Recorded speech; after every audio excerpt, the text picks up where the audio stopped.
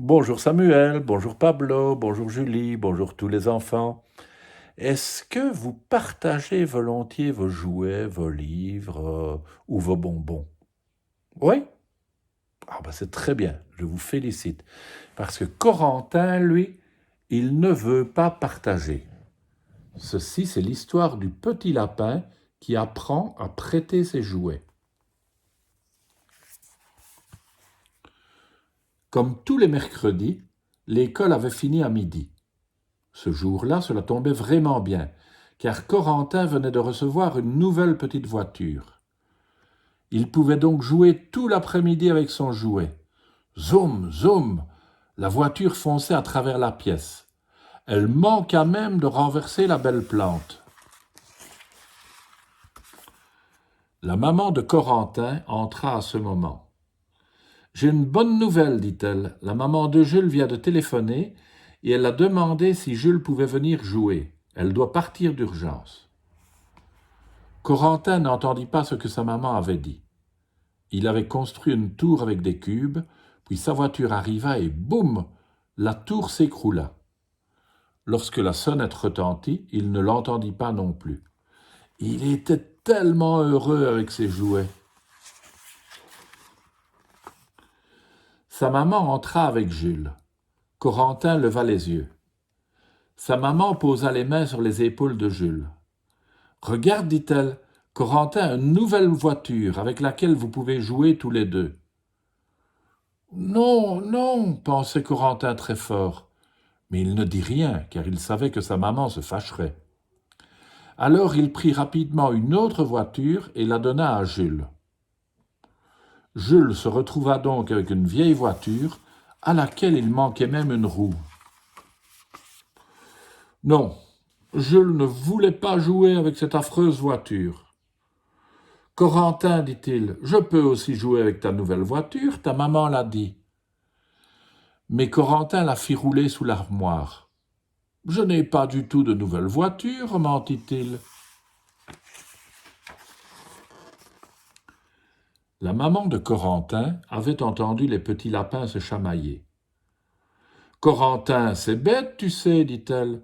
Vous pouvez tout de même jouer ensemble avec les cubes ou avec ton train électrique. D'accord, répondit le petit lapin. Jules courut vers le train. Mais oh là là, Corentin ressentait un étrange pincement au cœur. Il ne voulait pas non plus que Jules joue avec son train.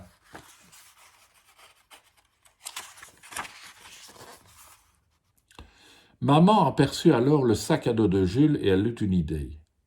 Elle le prit et vit que Jules avait apporté sa peluche et un beau camion. Il avait l'air neuf lui aussi. Jules, Corentin peut-il jouer avec ton camion demanda maman. C'était maintenant Jules qui éprouvait un étrange pincement au cœur. Mais les yeux de Corentin brillaient. C'est vraiment un très beau camion, pensa-t-il. Sa maman continua.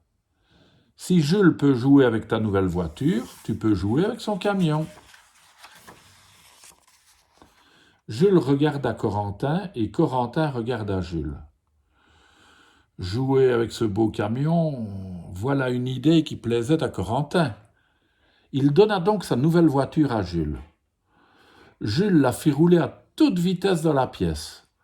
Corentin chargea ses cubes dans le camion.